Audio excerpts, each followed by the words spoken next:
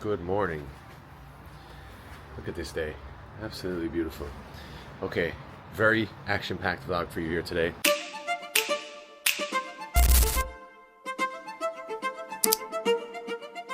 It's 10 o'clock in the morning. I'm filming an entire course. Sorry, 4 courses. They are mini courses, but there's 4 of them. For clean health. I'm heading into a full production studio and I'm gonna be in there all day basically. So I've been just over the past few days going over the transcripts, just editing them, making them perfect. The course is about AI and use of AI for fitness professionals, nutritionists, PTs, trainers. How to implement AI in your business. All different aspects, right? Each course is a different aspect of your business. So, you know, we have the social media AI coach, we have the scaled AI coach, like onboarding. But yeah, I'm wreck tired. I also have a dinner for my soon-to-be brother-in-law's birthday. That's this evening in Boston, which works out because I just go straight from the studio. I probably have to walk 10 minutes to the birthday. But I'm also on the 75 hard and I'm on day 23 and I haven't done any of my workouts. I was up at 5 today, sleep at 1, up at 5, so 4 hours of sleep. I have a scratchy throat even though I'm gonna go and talk for the next 5 hours. I'm underslept, but we're here for it, right? I'm definitely nervous today, which is funny because like I don't usually get too nervous before things like this, but I don't know, this is my first course with clean health, so I want to put everything I can into it, you know. But yeah, so after dinner I'm probably gonna have to essentially start the 75 hard challenges. I mean, I'll drink water throughout the day, of course, but the reading, the workouts, progress photo, all that stuff, like I'll have to do that after the dinner. So it's probably gonna be like 9 or 10. So it's probably gonna be another late night.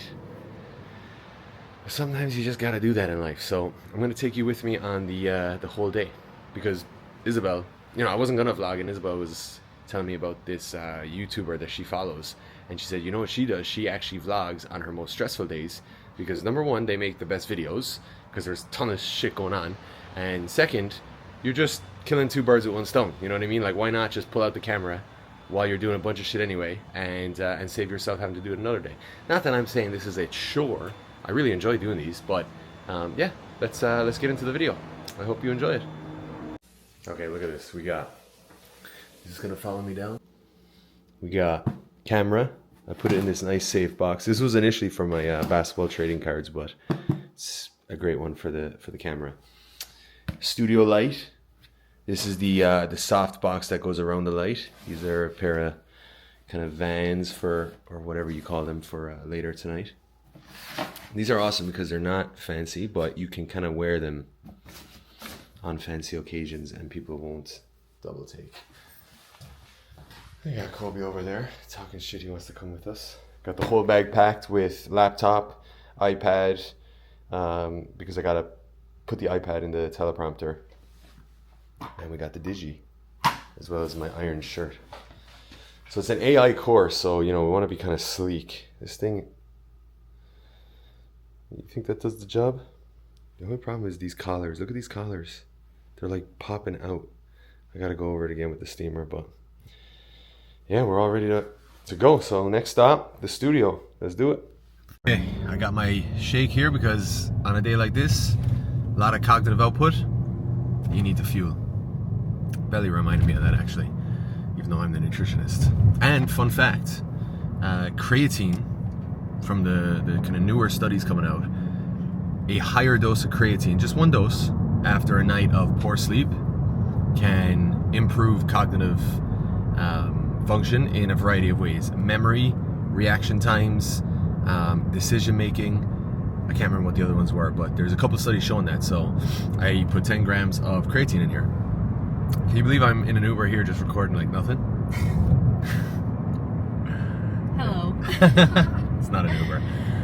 I tried to get this thing to lock off my face. Anyway, so we're on the way to the office. Underestimated the time it takes to get there. There was 2 addresses of the same. Oh wait, it's not locking on my face here. Oh, that's pretty cool. It got both of us. I typed in the wrong address essentially. Same street, but there's two of them in Boston. So I got a 45-minute drive, so I'm going to be slightly late, but that's all right. We're going to bang out the videos anyway. Do you think it's possible to record 120 pages of transcript in one day?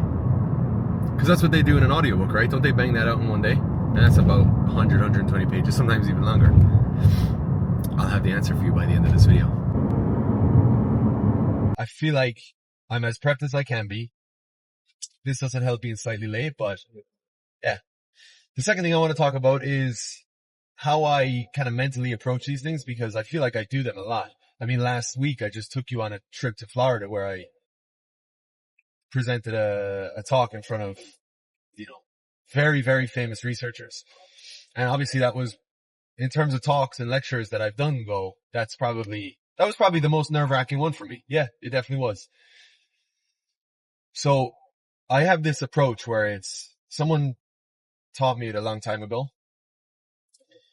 And people ask me about public speaking, like, are you not nervous anymore? You must never get nervous.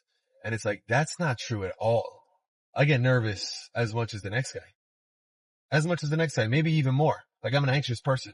I probably get nervous more nervous. But what I've been able to do is to accept that nervousness.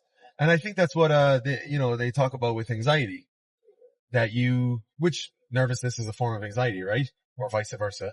But the goal is not to get rid of it completely, because if you're prone to anxiety, you're probably always going to be prone to it. It's just something you have to accept, but what you can do is you can learn to coexist, right? And to kind of be less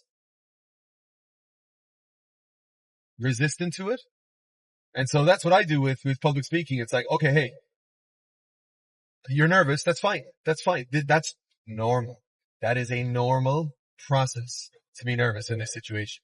If you weren't, you probably weren't going to do a good job. So look at that, the silver lining of being nervous, and then do your best to operate with that nervousness. What happens, and what has happened to me in the past, and one of the first times I spoke, you allow the nervousness to get to such a point, and you are so scared and worried that the nervousness is there and that it's going to completely ruin your ability to speak, that you then choke and you allow it to. You know what I'm saying? So it's like being scared of being scared, if that makes sense. But if you're okay being scared, that's, I think, where you actually unlock the ability to roll. Does that make sense? So be okay being nervous. Even the top speakers in the world, I mean, there's a lot of speakers who say they don't get nervous anymore. Cool. But I would say I've heard way more stories of speakers who tell you they puke before their talks. They're in the bathroom throwing up. They don't want to do it. Comedians, same thing. But then they go out and they kill because they're okay with that nervousness, and they know it's there to serve them in a way, because they're now going into this completely unpredictable environment. Oh, before I end it, right now we're driving past the Celtics facility, the Auerbach Center right there, you see? So there might be a couple of them up in the gym right now as we speak. But yeah, next stop, the studio. Oh, dude, this is amazing. So what are we doing today? Osmo 5. This is the Osmo 5. Three, I think. This is Osmo 3. Yeah, I think that's all they have. Fucking amazing. All right, give us your introduction. And then, so I'm Raphael. I'm here with Patrick. We're gonna be creating his content, professional shit. Yeah. Not kidding here. Not kidding here, bro. And then you can show the shit. Oh, all right. So this is the studio. That's Patrick. We're ready to fucking go. Oh yeah, dude. Oh yeah, dude. We gotta adjust this a bit higher, hopefully. Oh, definitely. All right. We just got finished course 1 out of 4. We're hot as fuck in here, but we're grinding through it. I didn't realize it was gonna take this much out of me to do one course, so we got 3 more to go. So it's 15, 16 videos. Actually, no, closer to 20 videos to make still. But look at this setup. So when you come over here, you can see the light that we're getting. The reason we have a green screen is because I'm going to be kind of overlaid on the slides for the course, so it's pretty fucking cool. My man Rafa's got the best setup. You can see the teleprompter. It's just an iPad mirrored up, which is pretty cool. Got transferring the first course of content over there, but we're gonna get it done. Is up, you absolute legend, you. You're a legend. That's how I'm gonna start every video. Maybe not with legend, but some affirmation, because you know what? Everybody deserves some kind words every now and then, don't they? And you get some for just hopping into this video. But anyway, the day took a turn. Not a bad turn at all, a very welcome turn of events. The dinner got cancelled because my brother, soon-to-be brother-in-law, he was sick. It was his birthday dinner, so that got cancelled. And obviously I wasn't happy about that. I was looking forward to dinner, but you know, of all nights, this was probably a good one for it to be postponed. Knowing him, it's definitely not cancelled. It's a rain check. But moving on, the course, we also made some adjustments there because it turned out to be way harder. Not way harder. It turned out it took way more out of me than I thought. So when I reached out to the videographer at first, he was like, let's do it over 2 days. And I was like, nah, dude, I'm gonna fucking body this shit. I do 4-hour seminars, I'm good. And he's like, all right, but I'm just telling you, you're probably gonna need 2 days. Anyway, fast forward to today, we're 2 modules in, it's 6 p.m. Now, granted it was hot because in the building was so cool, by the way. It was, it's like this old style, like red brick kind of inside, urban warehouse type shit. I know that doesn't really go together, right? Like red bricks and urban, but you know what I'm saying? Like a old style warehouse or factory or something. And he had a whole studio in there. But the building owner was testing the boiler on the 9th of July? What the fuck? So the heat was on all day. Not while I was there, but before I had gotten there. So the place was just literally a furnace. And today it was like 90 with high humidity. So I had to have like a roll of paper towels by my side, and in between every freaking paragraph, I'd have to wipe my face. So it wasn't ideal because like he's gonna have to do way more editing now. But essentially, yeah, I'm filming these courses that I've been putting together for the past few months for Clean Health, and it's how to use AI as a fitness professional, as a coach. And today was the filming day. So we got 2 of the courses done. There was 4 courses, 4 like mini, they weren't mini either. We thought they were gonna be kind of fast track courses, but the videos ended up being way longer than I initially planned, just way more value. And after 2, I was like, dude, I'm fucking burnt, and I actually wanna see how this looks when we edit it and we put it all together. So would you mind if, you know, we did do this in 2 days? And he was like, no problem. So we'll come back to it maybe in a week or 2. We're gonna edit these ones, and well, he's gonna edit them, and we're gonna see how it comes together. But I kind of want to go back to the public. Oh, sorry. So now I am on a walk. I don't love doing the walks for the 75 hard this time around. I told you. The first time I did it, I would probably walk like every second day as one of my workouts, which is totally fine if you are someone who's doing the 75 hard, and a walk is one of your workouts. That's totally fine. I just set my intentions for this time around. Whenever I walked, I was using it as like what I'm using it for here, to get the fucking workout ticked off, not to truly push my body, you know what I'm saying? Yeah, speaking of, I have to keep walking. I can't let Kobe stop. So I'm gonna do this walk, and I'm gonna read my 10 pages. I have my book here, and it is called, I do actually want to show you guys this book because I'll cover it in a video at some point, Give and Take. And it's a very interesting topic that sometimes books, the topics of books,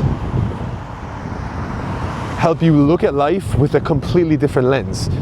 This book, I never ever looked at society in the way this book is describing people. Yeah, let me finish this workout. Oh, the last thing I did want to say, the last thing I did want to go back to before I finish this is the public speaking tip. I covered the first tip I wanted to, and I have two more for you. I have two more. So that's going to be the topic of the video, is public speaking, and just like bits from my my hard 75 day 23. Sorry, I had to turn around here because this guy was pulling me way too much. There's like a dog way up the sidewalk and he's trying to pull us there. But the second tip for public speaking, this is an insane one, and it comes from a book. Well, I'm going to explain it as it is from a book called Talk Like TED, where the author breaks down the best TED Talks and what made them so good. But I was doing it before I ever read that book. And I actually think that after reading it, I was like, fuck, that's why people actually enjoy my talk so much. Not to be cocky or anything, but people literally, you know, we get reviews after every talk that I do with this company I travel with, and I get great reviews. Like, it's just a fact. Is that cocky? Oh, you good? Go on, hop, hop. There you go. So, it's called pathos. I'll give you a second to say it out loud. What is it? It's the act of telling a story, right? And so the idea is, if you come into a presentation or any kind of talk and you go straight into your content, you've spent how long on that presentation, on making it, on that topic? You're probably an expert in that topic. So you're in this bubble, right?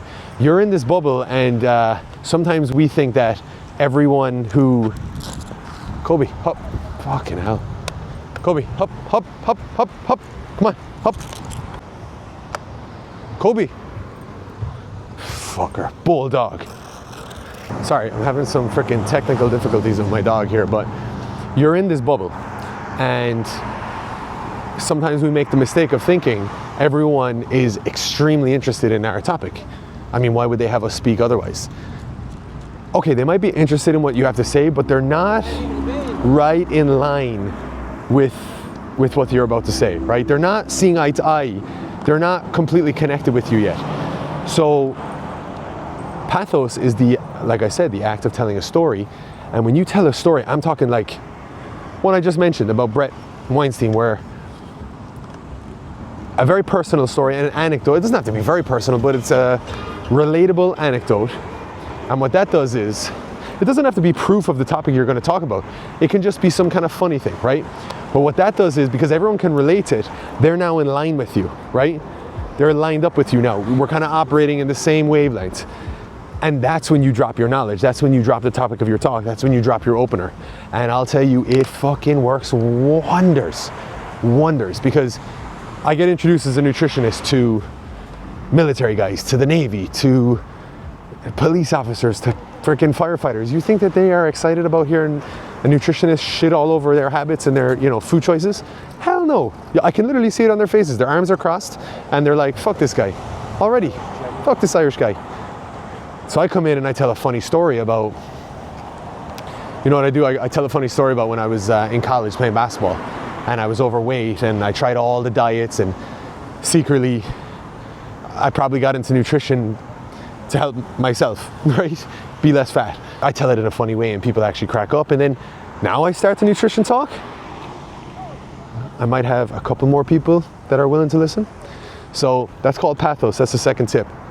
The last tip that I want to give you is slow the fuck down and be comfortable with pausing. So if I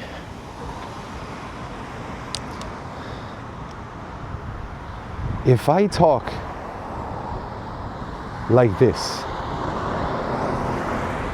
you're waiting on the edge of your seat for what I'm going to say next, right?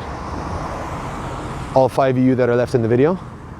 See that's an artful pause, a dramatic pause. And a lot of us, when we're speaking, instead of the pause, we're saying or and so. I've probably done it 100 times on this video. And I've spoken for the last 3 or 4 years in front of people. So it's really hard to do. It's easier said than done, for sure. But I think the main fear around pausing is, hey, if I don't start talking right away, they're gonna know I'm a fraud. They're gonna know I don't know what I'm talking about, or they're gonna think that, and I do know what I'm talking about. So I'm gonna make sure I don't stop for a single second. I don't even need to take a breath. I'd rather say everything I need to say, stumble over my words, and prove that I'm absolutely an expert in this area, instead of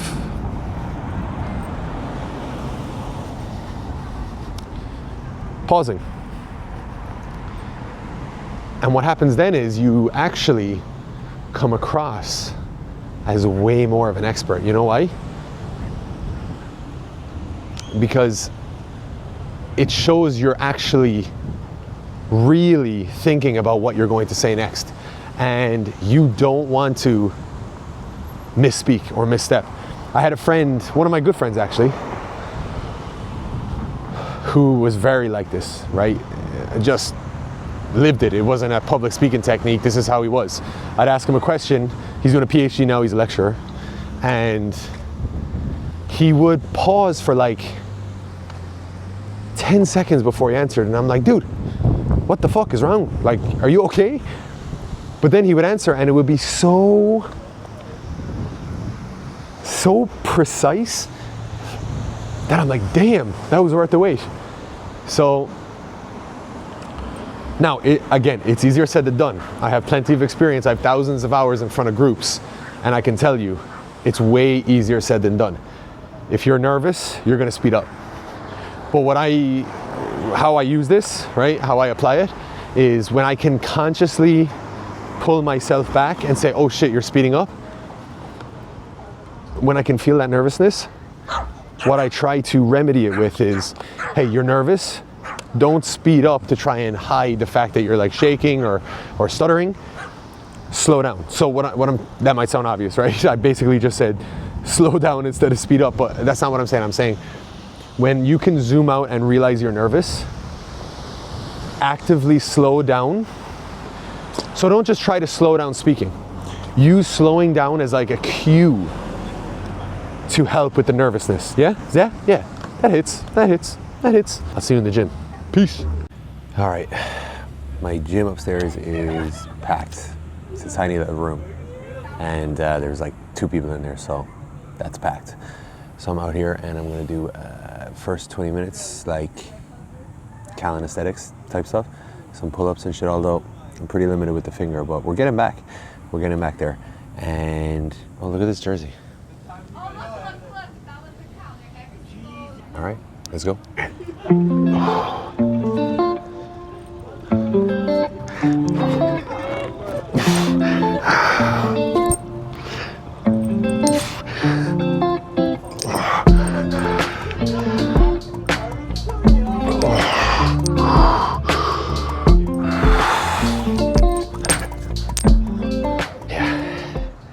It's definitely been a long road getting back into these. You can see they're pretty poor right now.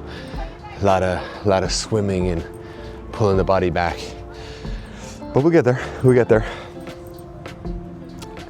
Still stuck at 220.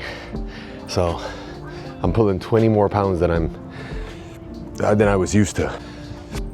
But I'm not worried. We'll get there. These are another one I haven't been doing in quite some time.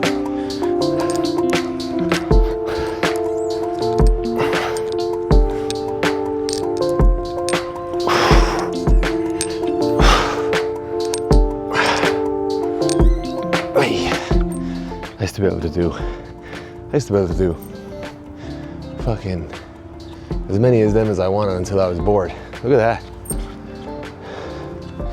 Great place to be is in a playground made of metal. So if you're trying to improve your pull-ups, one thing you can work on is some more kind of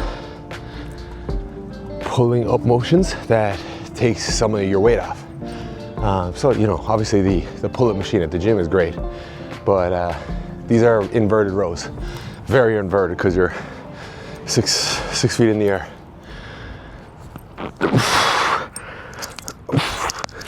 Yep.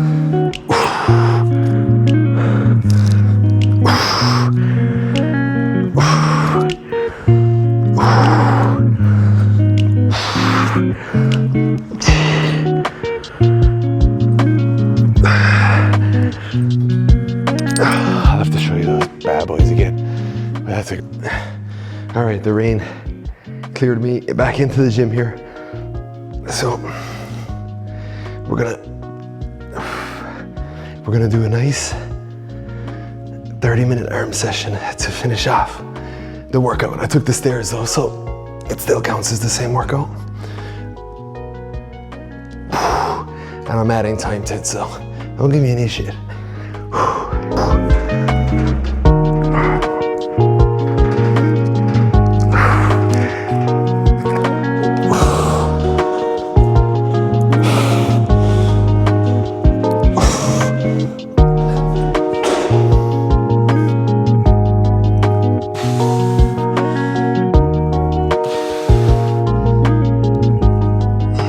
I was gonna tell you guys I like to do arms when I'm back in this hotel fucking gym because they only have weights, dumbbells to 50.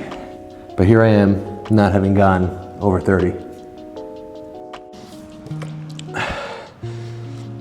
I still gotta finish this and another little bit. Progress photo and read 10 pages. But we are here for it. Ugh. Oh, that's way too late. Oh.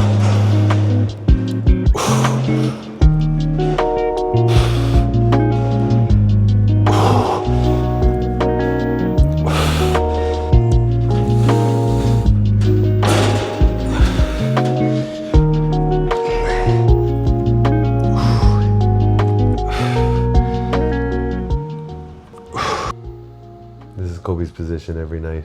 He comes here willingly. It's his choice. We're done for the day.